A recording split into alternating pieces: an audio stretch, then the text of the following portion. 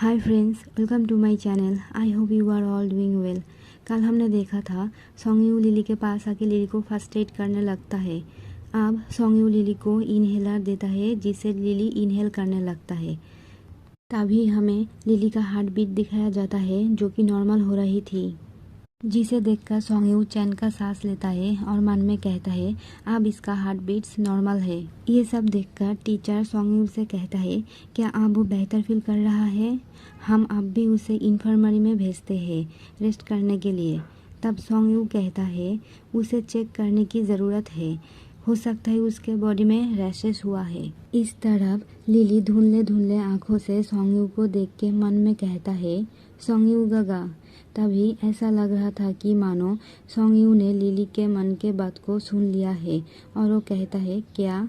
तब लिली सबके सामने कहता है गगा, जो सुनकर सोंगयू स्पीचलेस हो जाता है और सब लोग चौंक जाते हैं। सभी लोग चौंकते हुए कह रहे थे क्या लिली ने सोंगयू को गागा बुलाया। और यूफेन को दिखाया जाता है जिसे देखकर ऐसा लग रहा था कि मानो वो यकीन नहीं कर पा रहा है कि लिली ने सोंगयू को ब्रदर कहा। और यूफेन चौंकते हुए कहता है क्या गागा। उसके बाद हमें इन्फर्मरी में दिखाया जाता है जहाँ पर डॉक्टर लिली को चेक कर रहे थे और लिली बेड पर लेटे हुए उदास होकर मन में कहता है मैं कभी भी सेंटर ऑफ अट्रैक्शन बनना पसंद नहीं करता हूँ। जब मैं छोटा था तब मैं सबसे अलग दिखता था। हमें लिली के पास्ट के कुछ सीन्स को दिखाया जाता है जहाँ पर सभी उसे बुली कर रहे थे और उस पर हंस रहे थे उसके येलो हेयर होने के लिए। और लिली बताता है मैं हर वक्त लोगों से घिरे हुए रहता था, जैसे कि एक सर्कस में एनिमल को सभी घिर के रखता है।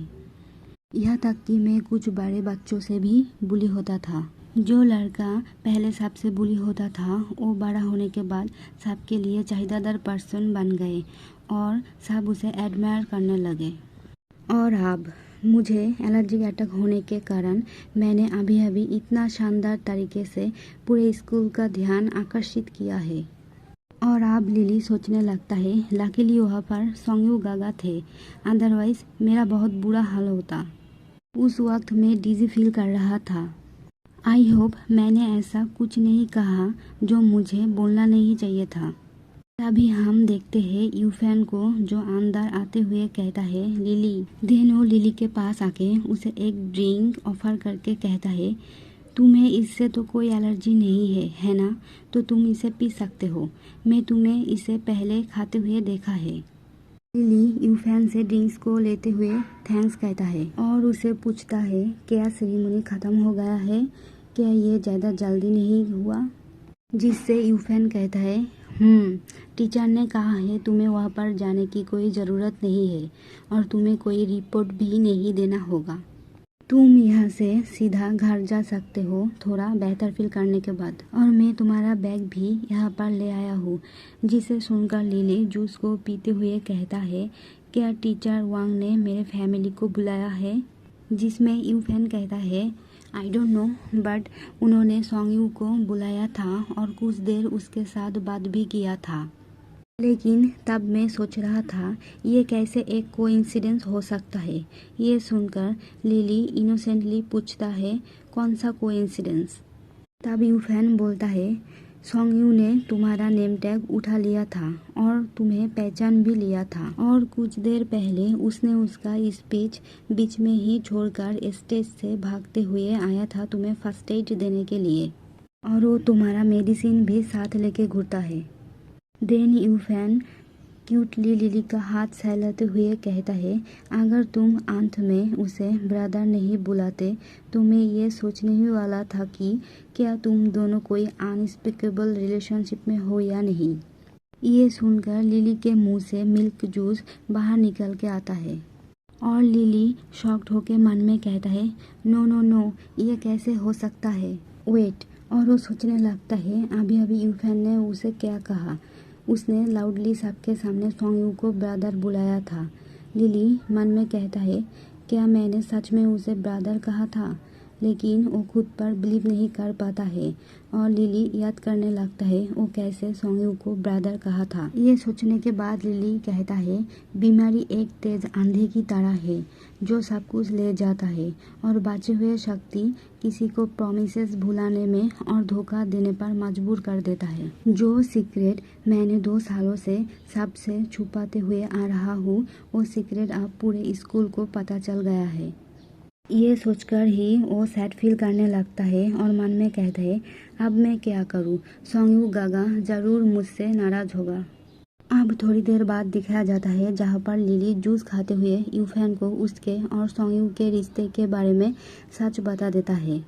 लिली से सब कुछ सुनने के बाद यूफैन कहता है, ओह फोस्टर केयर, तो ये ऐसा है। मैंने तो ये बोलने ही वाला था कि क्योंकि तुम और सोंगयू बिल्कुल भी देखने में एक जैसा नहीं हो, तो तुम दोनों कैसे भाई हो सकते हो, और तुम दोनों का सरनेम भी अलग अलग है। लेकिन मुझे एक बात नहीं समझ में आ रहा है, वो लोग डायरेक्टली तुम्हें क्यों गोद नहीं लिया है। तब लिली कहता है, हाँ मैंने भी ये पहले पूछा था। तब अंकल सोंगयू ने कहा था, अंकल सोंगयू यानी सोंगयू का फादर, मेरे मॉम और डैड बहुत अमेजिंग लोग हैं और वो दोनों ही सिर्फ मेरे पेरेंट्स हैं। इस दुनिया में और कोई उनके प्लेस नहीं ले सकता है। इसीलिए अंकल सोंग चाहते हैं मैं उन्हें याद रखूं। यह सुनने के बाद यूफैन खुश होकर कहता है, ओ तो ये ऐसा बात है, लग रहा है तुम्हारा अंकल सोंग और आंटी रोंग बहुत अच्छे लोग हैं, और सोंगयू भी। तुम डेफिनेटली नहीं देखा होगा, सोंगयू भी तुम्हारे लिए बहुत परेशान था। वो तुम्हारा बहुत केयर करता है और वो जिस तरह तुम्हारे लिए स्टेज से भागते हुए आ रहा था, तब उसे देखने में बहुत कूल लग रहा था। ये सुनकर लिली शॉक्ड हो जाता है और मन में कहता है, हाँ ये सच है कि मैंने इसे नहीं देखा था, लेकिन मैं इसे इमेजिन कर सकता हूँ। और हमें लिली का इमेजिनेशन दिखाया जाता है जहाँ पर लिली सोच रहा था, सोंगयू तेजी से आते हुए एक लाइट की तरह है जो उस अंधेरे को चीरते हुए मुझ पर पड़ रहा है, जो अंधेरा मुझे घिरे हुए थे, और उस अंधेरे में वो मुझे ढूंढ लिया है। ये इमेजिनेशन को मैं अपने आँखों के सामने देख पा रहा हूँ। ये सोचते हुए लिली ब्लश करने लगता है और मिल्क भी उसे मीठा लगने लगता है।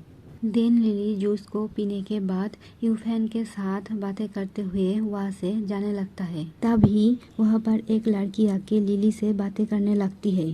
लिली उस लड़की को देख के थोड़ा शॉक्ड हो जाता है और वो लड़की ब्लश करते हुए लिली का हालचाल पूछने लगती है। वो लड़की नर्वस होके लिली से पूछती है, लिली आप तुम कैसे हो। और यहाँ पर हमारा चैप्टर 5 ख़त्म होता है। कल मिलते हैं। अगर आपको मेरे एक्सप्लेनेशन अच्छा लगे तो मेरे चैनल को सब्सक्राइब करना, मेरे वीडियो को लाइक, कमेंट और शेयर करना। Thank you.